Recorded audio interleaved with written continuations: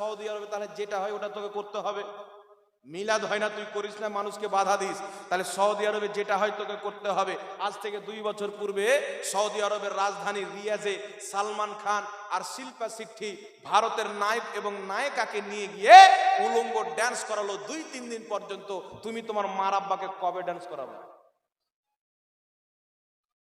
জি, ওর ফতোয়া অনুযায়ী হালাল হয় কি হয় না?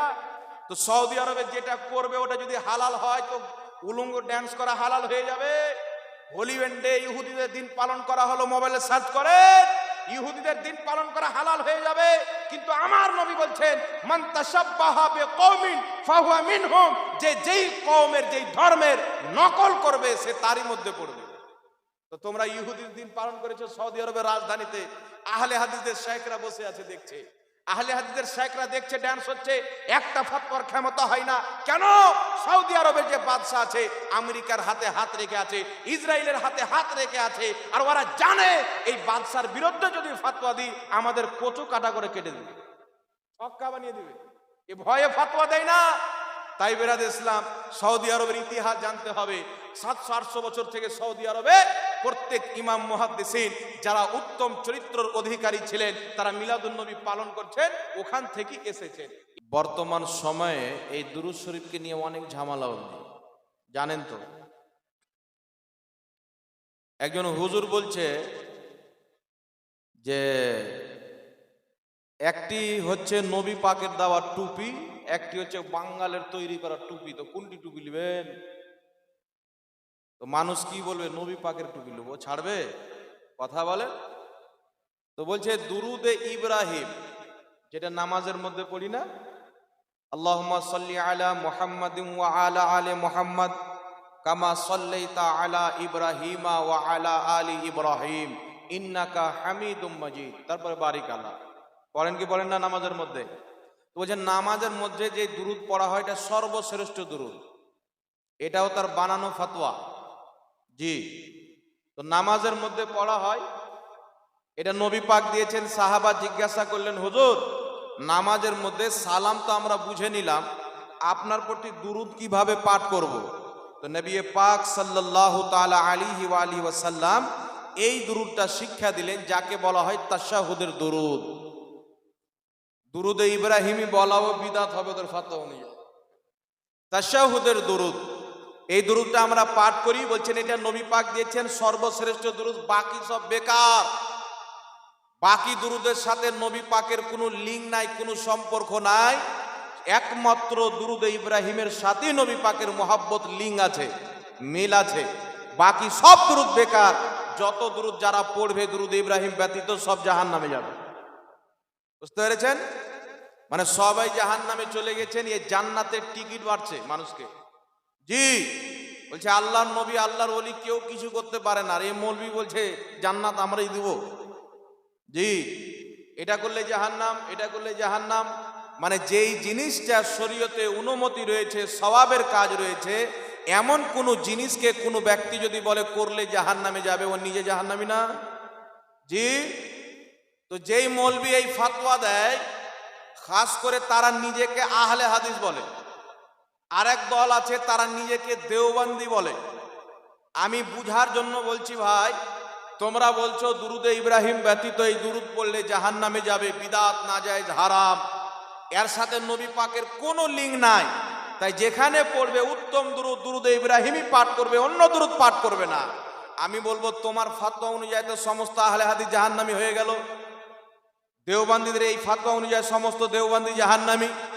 কেন, কি করে জাহান্নামী? আমি বললাম শুনো, তোমাদের মৌলবি তো ভোরের বেলায় দেশি মুরগার মতো বাঁক দিয়ে বলে দিল দুরুদ ইব্রাহিম ছাড়া কোনো দুরুদ চলবে না, কিন্তু ওই মৌলবি যখন 2 ঘন্টা বক্তব্য দেয় তো 72 বার সাল্লাল্লাহু আলাইহি ওয়াসাল্লাম পাঠ করে কি করে না? জি, যেই মৌলবি বলে দুরুদ ইব্রাহিম পড়ো অন্য দুরুদ চলবে না, ওই বেটা আবার যতবার নবীর নাম নেই ততবার সাল্লাল্লাহু তাআলা আলাইহি ওয়াসাল্লাম বলে। তাই আমি চ্যালেঞ্জ করেছি 1 বছর আগে, এখন পর্যন্ত চ্যালেঞ্জ করছি, এই নীল আকাশের নিচে জমিনের মাটিতে কোনো আহলে হাদিস জামাতে মৌলবি জন্ম হয়নি, কিয়ামত পর্যন্ত জন্ম হবে না। দেওবন্দি জামাতে মৌলবি জন্ম হয়নি, কিয়ামত পর্যন্ত জন্ম হবে না। একটা হাদিস দেখাও যে আমার নবী বলেছে যখন আমার নাম নিবে সাল্লাল্লাহু আলাইহি ওয়াসাল্লাম পড়বে। নবীর কোনো হাদিসে নাই, কোন সাহাবার হাদিসে নাই। তাহলে এই সাল্লাল্লাহু আলাইহি ওয়াসাল্লাম আসলো কোথায় থেকে? এটা তো নামাজের মধ্যে পড়া হয় না, এটা তো দুরুদে ইব্রাহিম না। এই দুরুদটা আসলো কোথায় থেকে? তো শুনেন, শরীয়তের বিধান হচ্ছে রাসূল পাক সাল্লাল্লাহু আলাইহি সাল্লাম বলেছেন, যতবার আমার নাম বলবে দুরূদ শরীফ পাঠ করতে হবে। মুহাদ্দিসিনে কিরাম বুঝলেন, নবীর নাম বললে দুরূদ পাঠ করতে হবে, নবীর নাম লিখলে দুরূদ পাঠ করতে হবে। আর শুধু দুরূদ পাঠ করতে আল্লাহ বলেননি, দুরূদও পাঠ করতে বলেছেন, সালামও পাঠ করতে বলেছেন। তাই যুগের মুহাদ্দিসিনে কিরাম সাল্লাল্লাহু আলাইহি ওয়াসাল্লাম এই দুরূদটা তারা নিজেই বানিয়েছে। তাহলে বানানো দুরূদ বেটা পড়ে কি পড়ে না? আপনাদের সাথে এটা চিটারি করে যে এই দুরূদটা পড়িয়েন না, ও বেটা নিজেই বানানো দুরূদ পড়ে। তাহলে ওর ফতোয়া অনুযায়ী গোটা আহলে হাদিস গোষ্ঠী জাহান্নামী হলো কি হলো না? এই ফতোয়াটা কি আমি দিলাম? তার ফতোয়াতেই জাহান্নামী প্রমাণ হয়ে যায়। আহলে হাদিস হোক, দেওবন্দি হোক, আরে তোমরা বলছো করির বানানো দুরূদ চলবে না, একমাত্র দুরূদ ইব্রাহিম চলবে। বেটা 70 বার করে সাল্লাল্লাহু আলাইহি ওয়াসাল্লাম পাঠ করো, বুঝা গেল তোমরা যে জাহান্নামী, এটা তোমাদের মুখ দিয়ে বেরিয়ে যায়। জি, তাহলে সাল্লাল্লাহু আলাইহি সাল্লাম বাদ দিতে হবে কি হবে না? ওকে ওর জন্য পড়া বিদাত কি বিদাত না, নাজায়েজ কি নাজায়েজ না, হারাম কি হারাম না? তো আমাদের নিকটে হারাম না, কারণ মুহাদ্দিসিনে কিরাম এই দুরূদটাকে লিখেছেন তিনার বাপের শানে না, রাসূলে পাকের শানে। বাপের শানে লিখলে আমরা প্রতিবাদ করতাম, দাদার শানে লিখলে প্রতিবাদ করতাম, মন্ত্রীর শানে লিখলে প্রতিবাদ করতাম। রহমাতুল লিল আলামিনের শানে যে যা লিখবে আমরা তাকে বুকে জড়িয়ে নেব, সুবহানাল্লাহ। কারণ আমরা রহমাতুল লিল আলামিন নবীর উম্মত, আমরা সেই নবীর মাননেওয়ালা। তাই কি বুঝা গেল? যারা সাল্লাল্লাহু আলাইহি ওয়াসাল্লাম পাঠ করে সুন্নিদেরই অধিকার আছে, আর যারা বলে নবীর দুরূদ ব্যতীত কোনো দুরূদ চলবে না, তাদের জন্য জরুরি আছে তারা সাল্লাল্লাহু আলাইহি ওয়াসাল্লামকে বাদ দিয়ে দেয়। যাই হোক ব্রাদার ইসলাম, তাই এই ভেজালটা একটু ক্লিয়ার করে দিই। তাহলে আপনি চিন্তা করেন, যে মৌলবি বললেন যে দুরূদে ইব্রাহিম ছাড়া চলবে না, ওর কর্তব্য ছিল কি ছিল না যে যতবার নবীর নাম নিবে দুরূদ ইব্রাহিম পড়বে? এই জোরে বলেন, যতবার নবীর নাম নিবে দুরূদ ইব্রাহিম পাঠ করবে। তো যেই ব্যক্তি বলে দুরূদ ইব্রাহিম পড়ো, দুরূদ ইব্রাহিম পড়ো, মুহাদ্দিসিনের বানা দুরূদ চলবে না, আউলিয়া ইকরামের দুরূদ চলবে না, ওই ব্যক্তি নিজের বক্তব্যতে 100 বারের চাইতেও বেশি আপনার সাল্লাল্লাহু আলাইহি ওয়াসাল্লাম পাঠ করে, তাহলে তার ফতোয়া অনুযায়ী সে নিজেই মুনাফিক প্রমাণ হয়। এটা মুনাফিকি হলো না? নিজে ফতোয়া দিয়ে নিজে আমল করলো না। তাহলে একটা বক্তব্যতে 100 বার নবীর নাম হবে কি হবে না? রাসূল পাক সাল্লাল্লাহু আলাইহি সাল্লামের নাম যদি 100 বার নেয়, 100 বার দুরূদে ইব্রাহিম তাকে পাঠ করতে হবে। আর 100 বার যদি দুরূদে ইব্রাহিম পাঠ করে, কোনো আহলে হাদিস বেটার বক্তব্যই হবে না, দুরূদ পড়ি খাল্লাস। না কি বলেন? দুরূদ পড়তে পড়তে 3 বার পানি পান করতে হবে। তাহলে কি বুঝা গেল? এরা মুনাফিক, এরা নিজের ফতোয়ার উপরে চলে না, এটা আপনাকে ধোঁকা দেয়। তাই একটি কথা মনে রাখবেন, নবী পাক সাল্লাল্লাহু আলাইহি সাল্লামের প্রত্যেক দুরূদের ফজিলত আছে, বলেন সুবহানাল্লাহ। প্রত্যেক দুরূদ পড়া যাবে, কারণ দুরূদ নবী পাকের শানে, কোনো মোল্লার শানে না, জোরে বলেন সুবহানাল্লাহ। এবার চলে আসেন ব্রাদার ইসলাম, আর একটি মসলা ক্লিয়ার করে দিই, তারপর আমি যে আয়াত পাঠ করেছি তার ব্যাপারে আলোচনা করব আপনাদের সম্মুখে। ঈমান এবং আকীদা, কারা বেঈমান কারা ঈমানদার, সূর্যের আলোর মতন পরিষ্কার হয়ে যাবে। এখন একটা বক্তা শুনতে পাওয়া গেল, বলছে হারদাম জাবা সে নিকালো পাক নামে মুহাম্মদ। এই দুরূদটা কোন হাদিসে আছে? হারদাম জাবা সে নিকালো পাক নামে মুহাম্মদ, এই দুরূদটা কোন হাদিসে আছে? ওই মৌলবীকে বলবো, বেটা তোকে এটা দুরূদ কোন মৌলবী বলেছে? হারদাম জাবা সে নিকালো পাক নামে মুহাম্মদ কোন হাদিসে আছে? এইটা যে দুরূদ, এটা কোন মৌলবী বলেছে? আমরা দুরূদ পড়েনি, দুরূদের পর নবী পাকের নাত পড়া, গজল পড়া হচ্ছে ইবাদত। হাসান বিন সাবিত রাদিয়াল্লাহু তাআলা আনহু নবী পাকের শানে নাত পড়তেন। তাই আমাদের উলামায়ে আহলে সুন্নাত, মাশায়েখিনে কিরামগণ দুরূদের পরে নবী পাকের 2টি নাতের ছন্দ মিলিয়ে দিয়েছেন, যেন দুরূদও পড়া হয়ে যায়, নবীর নাত পড়াও হয়ে যায়, জোরে বলেন সুবহানাল্লাহ। হারদাম জবা সে নিকালো পাক নামে মুহাম্মদ, এটা দুরূদ মনে করে আমরা পড়ি না, এটা নবীর শানের নাত। পাক নামে মুহাম্মদ, কারণ আমরা বিশ্বাস করি দুনিয়াতে আল্লাহর সৃষ্টিতে কোন নামের পাক হওয়াতে যদি কোনো সন্দেহ না থাকে, ওই নামটি হচ্ছে মুহাম্মদ সাল্লাল্লাহু আলাইহি ওয়াসাল্লাম। পাক নাম না? হরদম জবা সে নিকালো শাফিয়ানা মুহাম্মদ। এই শাফিয়ানা মুহাম্মাদের অর্থ কি? শাফিয়ানা মুহাম্মদ মানে মুহাম্মদ সাল্লাল্লাহু আলাইহি সাল্লাম আমাদের শাফাতকারী। রাসূল পাক বলেন, ইবনে মাজাহ শরীফের মধ্যে সহিহ সনদে হাদিস বর্ণিত হয়েছে, এমনকি যে আহলে হাদিসদের ঘড়ির মেকার নাসিরউদ্দিন আলবানী হাদিসটিকে সহিহ বলেছেন। আন আনাস ইবনে মালিক রাদিয়াল্লাহু তাআলা আনহু قال قال رسول الله صلى الله عليه وسلم শাফাআতি লিআহলিল কাবাইর মিন উম্মতি। রাসূল পাক বলেন, কিয়ামতের ময়দানে আমার শাফাত হচ্ছে আমার উম্মতের বড় বড় পাপীদের জন্য, কবিরা গুনাহ করনেওয়ালার জন্য আমার শাফাত।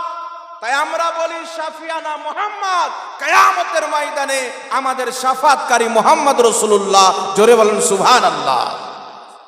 তাহলে নবীর শাফাত যারা চাইবে তারাই তো পড়বে, ঠিক না বেঠিক? জোরে বলেন। যারা নবীর নামকে পাক মনে করবে তারাই তো পড়বে। কিছুদিন পূর্বে বাংলাদেশে কিছু আহলে হাদিস নামের মৌলবি ফিতনা বের করেছিল যে নবী পাক বলা যাবে না। এই যেই জিনিসটা পাক, ওকে পাক বলা যাবে কি যাবে না?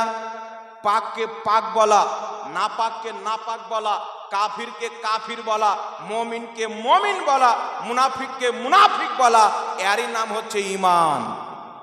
জোরে বলেন না সুবহানাল্লাহ। এরই নাম হচ্ছে ঈমান। তো তোমাদের নিকটে যদি রাসূলুল্লাহ সাল্লাল্লাহু আলাইহি সাল্লামকে তোমরা যদি পাক না মানো, সেটা তোমাদের ব্যাপার।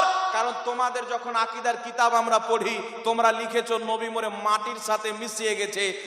তোমাদের বক্তা বলেছে নবীর মুখ দিয়ে দুর্গন্ধ বের হতো। কিন্তু আমাদের আকীদা হচ্ছে মুস্তাফা জানে রহমতের জবান তো বহুত আলা জিনিস। কারণ নবী পাকের জবানে আমার আল্লাহ কথা বলে, নবী পাকের জবানে আমার আল্লাহ কালাম করে। উনার জবান তো আরশে মুআল্লার চাইতে বেশি দামি। মুহাম্মদ রাসূলুল্লাহর শরীর মুবারক থেকে যেই ঘাম বের হয়, ওই ঘাম থেকে ও খুশবু বের হয়। তাই সাহাবায়ে কেরাম আমার আপনার নবী ঘামকে আতর হিসেবে ব্যবহার করতেন। মুসলিম শরীফের হাদিস খুলেন, সহিহ হাদিস কোনো বেটা জয়ী বলতে পারবে না। সাহাবী রাসূল নবী পাকের ঘাম মুবারককে নিয়ে শিশিতে ভরতেন, আতর হিসাবে ব্যবহার করতেন। তো কি বুঝতে পারলেন? আমার নবী তো নবী, উনার ঘাম মুবারকও পাক, উনার রক্ত উম্মতের জন্য পাক। নবী পাক সাল্লাল্লাহু আলাইহি সাল্লামের পায়ের তলা থেকে নিয়ে মাথার চুল মুবারক পর্যন্ত প্রত্যেকটা জিনিস সাফ ও সাফাফ, পাক এবং পবিত্র। জোরে বলেন সুবহানাল্লাহ। তাই হরদম জবা সে নিকালো পাক নামে মুহাম্মদ, মুহাম্মদ পবিত্র নামটির প্রতি বেশি করে দুরূদ পড়ো, সুবহানাল্লাহ। আর একটু জোরে হবে না?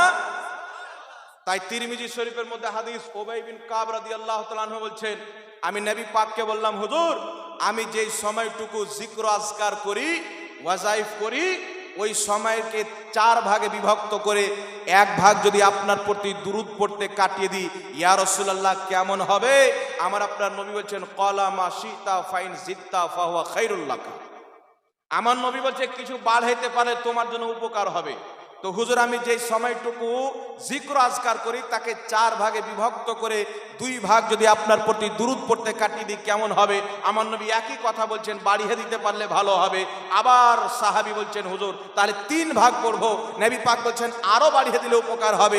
সাহাবী বলছেন, হুজুর তাহলে আমি ওয়াজাইফকে বাদ দিয়ে, জিক্র আজকারকে বাদ দিয়ে শুধু আপনার প্রতি দুরূদ পড়তে পুরো সময়টা কাটিয়ে দেবো, কেমন হবে? আমার নবী বলছে আল্লাহ তোমার মাগফিরাত করে দিবে। এই জন্য কবি বলছে হরদম জবা সে নিকালো পাক নামে মুহাম্মদ। ছন্দ বললে কবির উদ্দেশ্যকে বুঝতে হবে। কিছু ছন্দ আপনাকে খারাপ লাগতে পারে, কিন্তু আর যখন ব্যাখ্যা শুনবেন শায়েরের কাছে, কবির কাছে, তো কিছুই খারাপ না, অতদূর পর্যন্ত আপনার নলেজ যায়নি। তাই বেরাদের ইসলাম এই দুরুদের নামে যারা ভণ্ডামো করতে লেগেছে, এই মৌলবি নিজের পায়ে কুড়োল মারছে। নিজে পড়ছে সাল্লাল্লাহু আলাইহি সাল্লাম মুহাদ্দিসিনের বানা দুরুদ, আর মানুষকে বলছে দুরুদ ইব্রাহিম ব্যতীত কিছুই চলবে না। তো নিজের ফতোয়া অনুযায়ী নিজেই জাহান্নামী প্রমাণ হয়। তাই এমন ফতোয়া আমরা দিই না যেই ফতোয়াতে উম্মতকে জাহান্নামী বানা যাবে। এমন ফতোয়া দিতে হবে যেই ফতোয়ার মাধ্যমে উম্মত লাভ পেয়ে জান্নাতি হয়ে যাবে। জোরে বলুন না সুবহানাল্লাহ। এখানে আর একটি মশলা ক্লিয়ার করে দাও, আমি খুব জরুরি মনে করি। জি, একটা মৌলবি আছে আপনাদের বাঙ্গালে, এর ক্ষমতা নাই যে বুখারী শরীফ খুলে 1 পৃষ্ঠা পড়ে নেবে। আসসালামু কাবলাল কালাম, এই হাদিসটি আছে তিরমিজি শরীফে, আর বেটা বলছে বুখারী শরীফে আছে। এর মানে এ কিতাব পড়ে বক্তব্য দেয় না, কওরের শুনে বক্তব্য দেয়। পড়ে যদি বক্তব্য দেয় তো এই মিস্টেক হবে না। তিরমিজির হাদিসকে বলছে বুখারীতে, আর কথায় কথায় বলবে সহি হাদিস আছে, সহি হাদিস আছে। মুনাজারার যখন কথা হচ্ছে বলছে কুরআন আর 6টা হাদিস ছাড়া মানবো না। এটা কোন আলিমের কথা হতে পারে? আমার নবী বলেছেন 6টা কিতাবে আমার হাদিস গেলে মানিও, বাকি কিতাবে গেলে মানিও না। এই আমার নবী পাক এই কথা বলেছেন। যেই কিতাবে হোক না কেন, হাদিস যদি অরিজিনালি নবীর হাদিস থাকে আপনি মানতে বাধ্য, আপনাকে মানতেই হবে। কারণ আমার আল্লাহ বলেছেন মাইয়ুতির রাসূলা ফাকাদ আতা আল্লাহ, যে আমার রাসূলের আদেশ মানে সে আমি আল্লাহরই আদেশ মানে। বলেন সুবহানাল্লাহ। এ গুদড় মুন্সি বলছে আসসালামু কাবলাল কালাম, আগে নাম পরে সালাম চলবে না। জি, এই হাদিসটি কোন কিতাবে আছে? আমি বলবো বেটা ভালো করে পড়ো, হাদিসটি তিরমিজি শরীফের মধ্যে আছে। আর তুমি বলছো সহি হাদিস, সহি হাদিস। ইমাম তিরমিজি হাদিসটি উল্লেখ করে বলছেন হাজা হাদিস ও মুনকার, এই হাদিসটি সহি না, মুনকার হাদিস। আর মুনকার হাদিস দিয়ে দলিল দিচ্ছে, আর লিবে তো সহি, দিবে তো মুনকার। একে বলে চিটার। ভাই 50,000 টাকা ধার দেন, মায়ের কসম 8 দিন পর আপনাকে দিয়ে দিব। 8 দিন পরে আর খোঁজ লাগাচ্ছে তো বাড়িতে নাই। আর 8 দিন চলে গেল, কোথায় আছো ভাই? এই তো ভাই কালকে দিয়ে দাম, একটু কাজে বাইরে চলে গেছিলাম। আবার 8 দিন পর ফোন লাগাচ্ছে, ফোন রিসিভ করে না।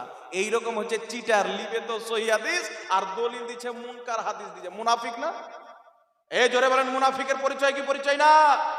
তাই একটি কথা মনে রাখবেন, আগে ইয়া নবী বলে পরে সালাম দেওয়া জিবরিল আলাইহিস সালামের সুন্নাত, নবী পাকের হাদিস থেকে প্রমাণিত। বলেন সুবহানাল্লাহ। ইমাম কোসাইরি রাহমাতুল্লাহ আলাইহি শারফে মুস্তাফা কিতাবের মধ্যে লিখেছেন হাদিসটি। ইমাম জুরজানি রাহমাতুল্লাহ আলাইহি তারিখে জুরজানির মধ্যে হাদিসটি লিখেছেন। হযরতে জিবরিল আমিন এসে বলছেন ইয়া মুহাম্মদ আলাইকাস সালাম। সুবহানাল্লাহ। আগে ইয়া মুহাম্মদ পরে সালাম। এটা যদি ভুল থাকতো আমার নবী বলতেন না জিবরিল ভুল কেন করছো? বলতেন কি? বলতেন না। আমার নবীকে কায়নাতের ইসলাহ করার জন্য, সংশোধন করার জন্য আল্লাহ পাক পাঠিয়েছেন। জিবরিল আলাইহিস সালাম বলছেন ইয়া মুহাম্মদ আলাইকাস সালাম। আমার নবী বলছেন না জিবরিল আগে নাম নিয়ে পরে সালাম দেওয়া বিদআত, নাজায়েজ, হারাম। আমার নবী উত্তর দিয়ে নিজের হাদিস বানিয়ে দিলেন। কিয়ামতের সকাল পর্যন্ত যারা ইয়া নবী বলে, ইয়া রাসূল বলে, ইয়া হাবিব বলে পরে সালাম দিবে, আমার হাদিস থেকে এটা প্রমাণিত হবে। বল সুবহানাল্লাহ। আরেকটি কিতাবের নাম বলছি শুনেন, 1200 বছর পূর্বের কিতাব। কত বছর? 1200 বছর পূর্বের কিতাব। ইমাম সামারকান্দি রাহমাতুল্লাহ আলাইহি নিজের কিতাব আত-তানবিহুল গাফিলিন বিআহাদিসে সাইয়্যিদুল মুরসালিন কিতাবের মধ্যে স্পষ্ট লিখেছেন, আমরা যে নামাজে পড়ি আসসালামু আলাইকা আইয়ুহান নবী, তিনি এই তাশাহুদের বয়ান করতে গিয়ে লিখছেন আসসালামু আলাইকা আইয়ুহান নবী ইয়ানি ইয়া মুহাম্মদ আলাইকাস সালাম। ইমাম সামারকান্দি বলছে শুনো, নামাজের মধ্যে যেটা পড়া হয় আসসালামু আলাইকা আইয়ুহান নবী, এর অর্থই হলো ইয়া নবী সালামু আলাইকা, ইয়া মুহাম্মদ আলাইকা সালাম। এর অর্থই হচ্ছে এটা নাজায়েজ না। বলেন সুবহানাল্লাহ। তাই বিরাদর ইসলাম, নবী পাক সাল্লাল্লাহু আলাইহি সাল্লামের সামনে আগে নাম দিয়ে পরে সালাম দেওয়া হয়েছে। তাই ইয়া নবী সালামু আলাইকা পাঠ করা শরীয়ত সম্মত নবীর হাদিস মোতাবিক। একে যারা বিদআত বলে তারা নিজেই বিদআতি, তারা নিজেই বেঈমান, নিজেই বিদআতি। তাই আহলে সুন্নাত ওয়াল জামাত বিদআত করে না, জিবরিল আমিনের সুন্নাতে আমল করে। জোরে বলেন সুবহানাল্লাহ। এ কাটমুনসি বলছে যে কায়ামের বয়স হলো 150 বছর। কি বলছে? যে আপনারা অনেকে শুনে হবেন, বলছে কায়ামের বয়স 150 বছর। পাকা মিথ্যা। তাহলে এইরকম একটি পবিত্র স্টেজে যাকে 20,000 টাকা নাজরান দিয়ে মানুষ ডাকে মিথ্যা শোনার জন্য, এ কাটমুনসি বলছে কায়ামের বয়স হলো 150 বছর। আমি চ্যালেঞ্জ করেছি, তোমার মতন সাউকার যদি 40টা বেটা আরো জন্ম দিয়ে দেয় তো কায়ামতের সকাল পর্যন্ত প্রমাণ করতে পারবে না কায়ামের বয়স 150 বছর। তুই পাক্কা মিথ্যা বলেছো। তাই বুখারী মুসলিমের মুত্তাফিকুন আলাইহি হাদিস, আমার আপনার নবী বলেছেন শুনো, কিয়ামতের পূর্বে দাজ্জালুনা কাজ্জাবুন, দাজ্জাল বের হবে, কাজ্জাব মিথ্যক বের হবে, এমন এমন কথা বলবে না তোমরা শুনেছো না তোমাদের বাপ দাদা শুনেছে। মিথ্যা কথা বলে মানুষকে গুমরা করো, আমি দলিল দিয়েছি, শোনো। আজকের দলিল দিব না, এমন ইমামের দলিল দিচ্ছি যাকে সবাই মানে। ইমাম ইবনে হাজার আসকালানী রাহমাতুল্লাহ আলাইহি নিজের কিতাব মওলুদুল কবিরের মধ্যে স্পষ্ট লিখেছেন যে মিলাদের কিয়াম, দাঁড়িয়ে যে নবী পাককে সালাম দেওয়া হয়, ইয়া নবী সালামু আলাইকা, তিনি বলেছেন মিলাদের কিয়াম হচ্ছে মুস্তাহাব। এত সমস্ত উলামায়ে কেরাম এটা মেনে নিয়েছে, বল সুবহানাল্লাহ। তো ইমামের ফতোয়া আলাদা, জাহিলের ফতোয়া আলাদা। কত বছর পূর্বে? কম হবে 550 বছর পূর্বে ইমাম ইবনে হাজার আসকালানী ফতোয়া দিয়েছেন, যিনি জগৎ বিখ্যাত মুহাদ্দিস, লক্ষ লক্ষ হাদিসের হাফিজ। আচ্ছা, ইনার কিতাব হয়তো এর কাছে পৌঁছায়নি। আর একটা কিতাবের নাম বলছি, যেটা দেওবান থেকে ছাপানো হয়েছে, আখবারুল আখিয়ার। ইমাম আব্দুল হক মুহাদ্দিস দেহলভি আল বুখারী রাহমাতুল্লাহ আলাইহি এই কিতাবের 634 পৃষ্ঠার মধ্যে লিখেছেন যে কিয়াম করা সওয়াবের কাজ। জোরে বলেন সুবহানাল্লাহ। জি, তো মুহাদ্দিসিন ইমাম বলছেন সওয়াবের কাজ, আর এই গাঁজাখোর চোর বলছে যে গুনার কাজ। তো মুহাদ্দিসিন শরীয়ত বেশি বুঝতেন না এরা বেশি বুঝে? কথা বলেন, শরীয়তটা কারা বেশি বুঝতেন? মুহাদ্দিসিনে কেরাম বুঝতেন। তাই বিরাদ ইসলাম, খবরদার, যুগ যুগের উলামায়ে কেরাম ফতোয়া দিয়েছেন কিয়াম করা যায়, যারা কিয়াম করবে তারা নেকি পাবে। জোরে বলেন সুবহানাল্লাহ। আর নেকির কাজকে যারা হারাম বলবে, গুনাহ হবে, পাপী হবে। তো আপনারা পাপী হবেন না নেককার হবেন? এই জোরে বলেন, পাপী হবেন না নেককার হবেন? যাই হোক, আর একটি কথা আপনাদের সম্মুখে ক্লিয়ার করে দিই। আল্লাহ পাক পবিত্র কোরআনে বলেছেন, লা তা'তাযিরু কাদ কাফারতুম বাদা ঈমানিকুম। আল্লাহ বলছেন তুমি ঈমান আনার পরে বেঈমান হয়ে গেছো, কাফির হয়ে গেছো। কাকে বলছেন? তাফসীরে তাবারির মধ্যে রয়েছেন, একজন ব্যক্তি মুনাফিক ছিল, আর একজন ব্যক্তি সাহাবী, সাহাবীর উট হারিয়ে গেল। নবী পাক সাল্লাল্লাহু আলাইহি সাল্লাম বলছেন উমুকের উট উমুক জঙ্গলে বাঁধা আছে।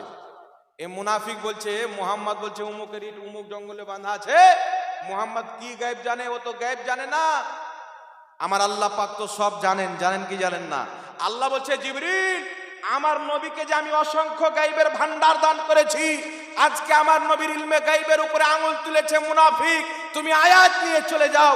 সঙ্গে সঙ্গে আল্লাহ আয়াত দিয়ে পাঠালেন, ওয়ালা ইন সালতাহুম লা ইয়াকুলুন্না ইন্নামা কুন্না নাখুদু ওয়া নালআবু কুল আবিল্লাহি ওয়া আয়াতিহি ওয়া রাসূলিহি কুনতুম তাস্তাহজিউন। মহান রব্বুল আলামিন বলছে, মাহবুব, ওই মুনাফিককে যদি জিজ্ঞাসা করো তুমি কি এই কথা বলেছো যে মুস্তাফা গায়েব জানে না, ওই ব্যক্তি বলবে আমি তো মাজাক করছিলাম, ঠাট্টা করতেছিলাম। আল্লাহ বলছে, শুনো, বাহানা করিও না, লা তা'তাযিরু কাদ কাফারতুম বাদা ঈমানিকুম।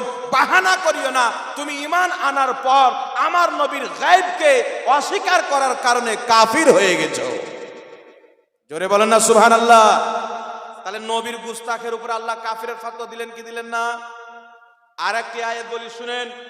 আল্লাহ তাবারাক ওয়া তাআলা আদম নবীকে সমস্ত ফেরেশতাকে হুকুম করলেন, আমার আদমকে সাজদা করো। উসজুদু লি আদামা, আদমকে সাজদা করো। ফাসাজাদু, সবাই সাজদা করলো ইল্লা ইবলিস, কিন্তু ইবলিস সাজদা করলো না। সবাই জানেন তো? আচ্ছা, ইবলিস কি আল্লাহ পাক আদম আলাইহিস সালামের তাজিম করতে বললেন, সম্মান করতে বললেন, সে মানলো না, আদম নবীকে অপমান করলো, আদম নবীর বেয়াদবি করলো। আল্লাহ তাবারাক ওয়া তাআলা তার উপরে কাফিরের ফতোয়া দিলেন, ওয়া কানা ওয়াস্তাকবারা মিনাল কাফিরিন। আল্লাহ তার উপরে কাফিরের ফতোয়া দিলেন। আর এইগুলো কোরআন পাকের মধ্যে আল্লাহ বয়ান করে দিয়েছেন যে আমার কোরআন হচ্ছে ইসলামের বিধান। কিয়ামতের সকাল পর্যন্ত যারা নবীর গুণগান করবে তারা ঈমানদার হবে, যারা নবীর তাওহীদ করবে কোরআন পাকের ফয়সালা অনুযায়ী তারা কাফির হয়ে যাবে। জোরে বলতে হবে সুবহানাল্লাহ। তাহলে প্রত্যেক সাহাবার ইজমা, প্রত্যেক তাবিনের ইজমা, প্রত্যেক ইমামের ঐক্যমত, প্রত্যেক মুহাদ্দিসিনের ইজমা, সমস্ত উম্মতের ইজমা হচ্ছে, কেউ যদি নবী পাক সাল্লাল্লাহু আলাইহি সাল্লামের চুল পরিমাণে গুস্তাখি করে, বেয়াদবি করে, সঙ্গে সঙ্গে ওই ব্যক্তি ইসলাম থেকে খারিজ হয়ে যায়, অর্থাৎ মুরতাদ হয়ে যায়, কাফির হয়ে যায়। জোরে বলতে হবে সুবহানাল্লাহ। কারণ নবীর বেয়াদবি করা মানে আল্লাহর বেয়াদবি করা। তাই আল্লাহ বলছেন, যারা আল্লাহ রাসূলকে কষ্ট দেয় দুনিয়া আখিরাতে তাদের প্রতি লানাত। আল্লাহকে কেউ কষ্ট দিতে পারে? নবীকে কষ্ট দিয়েছেন আমরা জানি, দান্দানে মুবারক ভাঙা হয়েছিল, আমার নবীর উপরে উঝড়ি চাপানো হয়েছিল, আমার নবীকে তয়েফের মাটিতে রক্তাক্ত করা হয়েছিল, কিন্তু আমার নবীকে কষ্ট দেয় এটা তো আমরা পেয়েছি, কিন্তু আল্লাহকে কেউ কষ্ট দিতে পারে এটা তো আমরা মানতে পারছি না। তো কুরআন যখন বলছে মিথ্যাও হবে না, আল্লাহ তুমি বলছো সমাধান তুমি করো, তো আল্লাহ বলছে শুনো, আমাকে কেউ কষ্ট দিতে পারে না, যারা আমার নবীকে কষ্ট দিল তারা আমি আল্লাহকে কষ্ট দিল। সুবহানাল্লাহ বলতে হবে। তাহলে কি বুঝতে পারলেন? শরীয়তের বিধানে নবী পাকের যারা গুস্তাখি করবে কিয়ামতের সকাল পর্যন্ত দায়িত্বশীল উলামায়ে কেরাম তার উপরে কুফরের ফতোয়া দিবে। সেই যদি তওবা করে নেয় কোনো বিষয় নাই, আর যদি বিনা তওবা করে মারা যায় তার মাগফিরাতের দোয়া করাও হারাম হবে, তার জানাজার নামাজ পড়াও হারাম হবে, তাকে মুসলমানের কবরস্থানে দাফন করাও হারাম। আপনাদের কবরস্থানে কোনো হিন্দুকে এসে যদি দাফন করে দিবেন? কেন দিবেন না? ঈমানের আলো তার অন্তরে নাই। তো কেউ নবীর গুস্তাখি করলে ওর মধ্যে ঈমান থাকে না বেরিয়ে যায়? এই কথা বলেন, বেরিয়ে যায় না? হাদিস শরীফের মধ্যে আছে কেউ যখন জিনা করে ওর ঈমানটা বেরিয়ে থাকে।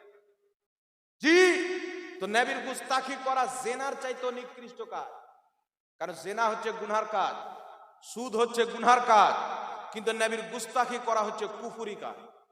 এই কাজ যে ব্যক্তি করবে ওর উপরে কুফরের ফতোয়া দেওয়া উম্মতের উলামায়ে কেরামের উপরে ওয়াজিব হয়ে যাবে, বলুন সুবহানাল্লাহ। এবার কেউ যখন কুফরি বাক্য উচ্চারণ করলো, সে না জেনে করুক আর জেনে করুক, শরীয়তের বিধান যেটা ফতোয়া শামির মধ্যে রয়েছে, ইন কানা দলিল আল ইস্তিগফার ইউকাফফারু বিহি ওয়া ইন লাম ইয়াকসুদুল ইস্তিগফার। কেউ যদি কুফরি শব্দ উচ্চারণ করে, জেনে করুক আর না জেনে করুক, তাকে কাফির বলতে হবে, বলুন সুবহানাল্লাহ। সে তওবা করলে কোনো অসুবিধা নাই, যদি তওবা না করে, না আমি যেটা বলেছি ঠিক বলেছি, তাহলে ওকে মুসলমান মানা যাবে? এখন আপনাদের সম্মুখে আমরা বলছি শুনেন, এখন ঈমানের চোর অনেক বেরিয়েছে। কে বলছে আমি কিয়াম করব না, কে বলছে আমি মিলাদ করব না, কে বলছে আমি দুরূদ পড়ব না, কে বলছে আমি মহরমের দিনটাকে পালন করব না, কে বলছে আমি রবিউল আউয়াল পালন করব না। তো সব ঝামেলা পরে, কারণ রবিউল আউয়াল তারাই পালন করবে যারা নবীর উপরে ঈমান এনেছে, মহরম তারা পালন করবে যারা আহলে বাইতকে ভালোবাসে, যারা কিয়াম তারাই করবে যারা শরীয়তের বিধানকে মানে, আল্লাহর হুকুমকে মানে, কিন্তু যারা মুসলমানই না তারা কিয়াম করবে, মিলাদ করবে, 12 রবিউল আউয়াল পালন করবে। এই কোন হিন্দু এলাকাতে কেউ পালন করে? ইহুদিরা পালন করে, নাসরানীরা পালন করে। পালন কে করে? ইয়ামানে চলে যান মুসলমান পালন করে, পাকিস্তানে চলে যান মুসলমান পালন করে, বাংলাদেশে চলে যান মুসলমান পালন করে, দামেস্কে চলে যান মুসলমান পালন করে, সৌদি আরবের ইতিহাস পাঠ করেন।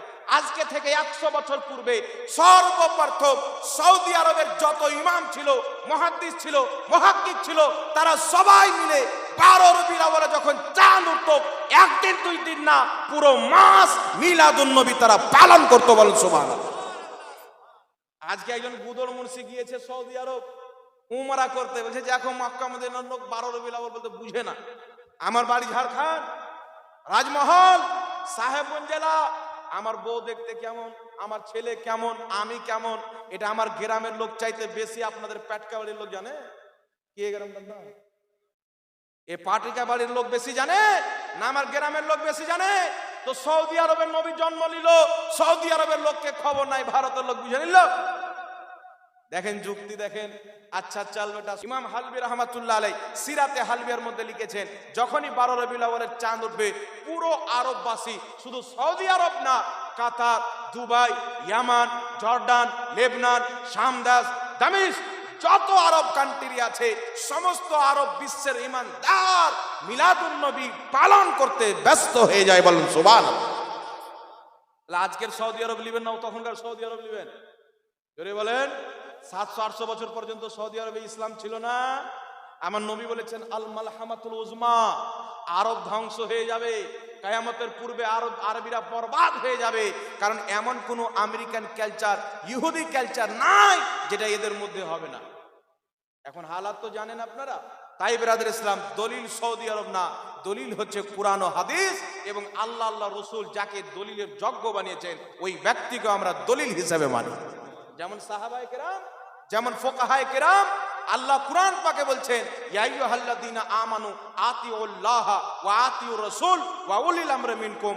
আল্লাহ বলছে, হে ঈমানদার, আমি আল্লাহর আদেশ মানো, আমার রাসূলের আদেশ মানো, ওয়া উলিল আমরি মিনকুম, এবং হুকুমদাতাদের আদেশ মানো। এই হুকুমদাতা কে?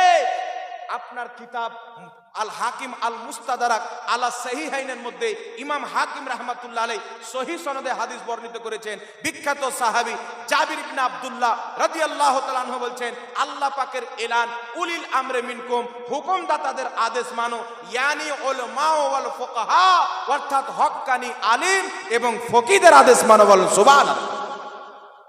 তার কারণে বিরাদর ইসলাম, আল্লাহর কোরআন যদি করির আদেশ মানতে বলে, মানতে হবে কি হবে না? এই জোরে বলেন। কেউ একজন বলছে আমি কোরআন আর সহিহ হাদিস ছাড়া কিছুই মানি না, একজন বলছে কোরআন আর সহিহ হাদিস ছাড়া কিছুই মানি না। আমি বললাম কোরআন তো বলছে ফুকাহাদেরকে মানো, তো তুমি ফুকাহাদেরকে মানো না, এর মানে তুমি তো কোরআনই মানলে না। কোরআনের কথা না মানলে কোরআনকে মানা হলো? জোরে বলেন। তো না, এরা কোরআন মানে না, হাদিস মানে। আলহামদুলিল্লাহ, কোরআন ও সুন্নাতের প্রতি আজকে পর্যন্ত যারা কায়েম ও দায়েম আছেন, কিয়ামতের সকাল পর্যন্ত থাকবে, ওই জামাত, তার নাম হচ্ছে আহলে সুন্নাত ওয়াল জামাত।